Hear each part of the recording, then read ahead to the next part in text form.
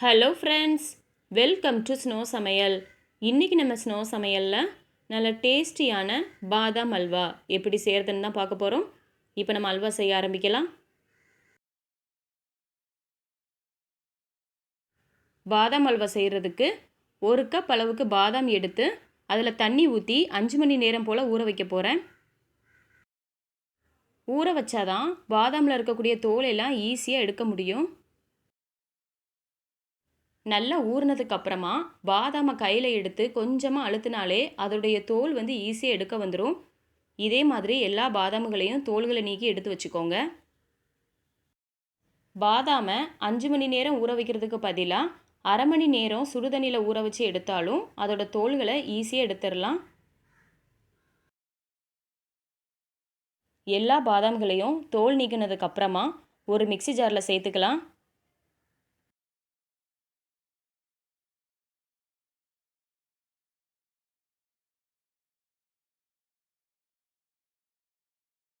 சேர்த்துட்டு நான் 1 கப் அளவுக்கு பால் எடுத்திருக்கேன்.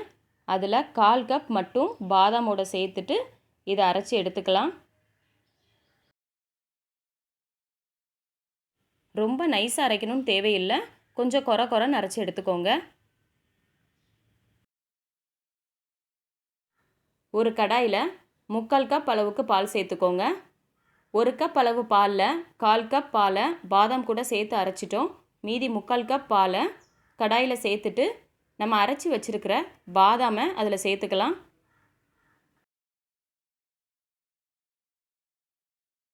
பாதாம் சேர்த்துட்டு இதை நல்லா கலந்து விட்டுட்டே இருங்க.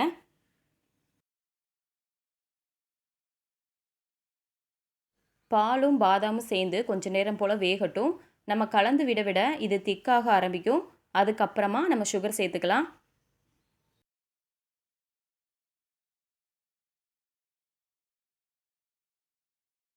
இப்போ ஓரளவுக்கு திக்காகி வந்திருக்கு. இப்போ இதில் சுகர் சேர்த்துக்கலாம். நான் 1 கப் அளவுக்கு சுகர் சேர்த்துருக்கேன். 1 கப் பாதாமுக்கு 1 கப் பால், 1 கப் சுகர் சரியாக இருக்கும். உங்களுக்கு இனிப்பு எவ்வளவு தேவைப்படுதோ அதுக்கேற்ற மாதிரி நீங்கள் கூடவோ குறையவோ சேர்த்துக்கலாம். சுகர் சேர்த்து கலக்கும்போது அது கொஞ்சம் லூஸாக ஆரம்பிக்கும். அதாவது சுகர் கரையும் போது அது கொஞ்சம் தண்ணியாக இருக்கிற மாதிரி இருக்கும். அப்புறமா நம்ம கலந்து விட்டுட்டே இருக்கும்போது திக்காக ஆரம்பிச்சிரும்.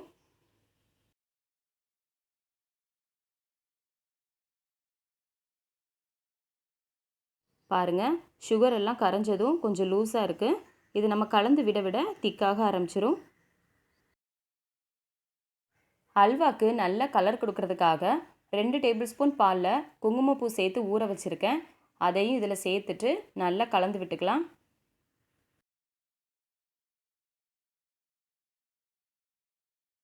குங்குமப்பூ கண்டிப்பாக சேர்க்கணும்னு அவசியம் இல்லை. உங்களுக்கு தேவைப்பட்டால் எல்லோ ஃபுட் கலர் கூட சேர்த்துக்கலாம்.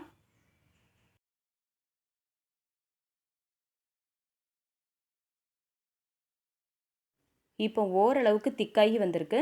இந்த ஸ்டேஜில் வாசனைக்காக 2 ஏலக்காவை இடித்து சேர்த்துக்கலாம்.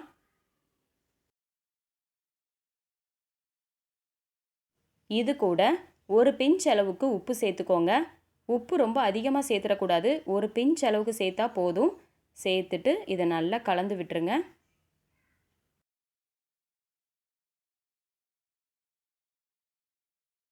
இப்போ 1 ஸ்பூன் அளவுக்கு நெய் சேர்த்துக்கலாம். நெய் சேர்த்து கலந்து விட விட இது இன்னுமே திக்காக ஆரம்பிக்கும். அல்வா செய்யும்போது கைவிடாமல் கலந்து விட்டுட்டே இருக்கணும். அதனால நான்ஸ்டிக் கடாயில் செஞ்சோன்னா அதோட ஓரங்கள் எல்லாம் எடுத்து விடுறதுக்கு கொஞ்சம் ஈஸியாக இருக்கும்.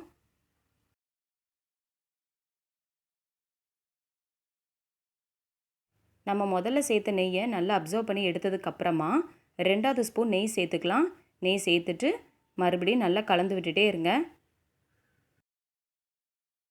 நெய்யை ஒரே டைம் சேர்த்துடக்கூடாது, கொஞ்சம் கொஞ்சமாக சேர்த்து கலந்து விட விட கெட்டியாக ஆரம்பிக்கும். இப்போ 3வது ஸ்பூன் நெய் சேர்த்துட்டு கைவிடாமல் கலந்து விட்டுட்டே இருக்கலாம். அல்வா செய்கிறதுக்கு கொஞ்சம் டைம் ஆனாலும் டேஸ்ட் ரொம்பவே நல்லாயிருக்கும்.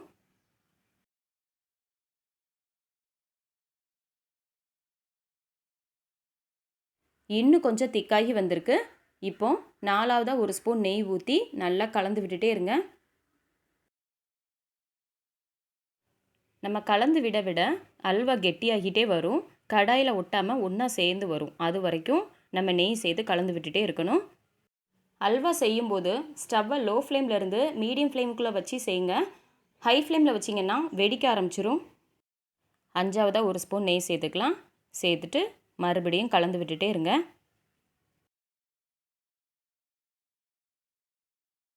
6வதா ஒரு ஸ்பூன் நெய் சேர்த்துக்கலாம். இதுக்கப்புறமா நெய் சேர்க்க வேண்டாம். இது கரெக்டாக இருக்கும். சேர்த்துட்டு நல்லா கலந்து விட்டுட்டே இருங்க. நாம் நார்மலாக வீட்டில் யூஸ் பண்ணக்கூடிய ஸ்பூனில் நான் 6 ஸ்பூன் அளவுக்கு நெய் சேர்த்துருக்கேன். இப்போ பாருங்கள், கடாயில் கொஞ்சம் கூட ஒட்டாமல் அழகாக ஒன்றா சேர்ந்து வருது. இதுதான் கரெக்டான பதம். இந்த ஸ்டேஜில் ஸ்டவ்வை ஆஃப் பண்ணிக்கலாம்.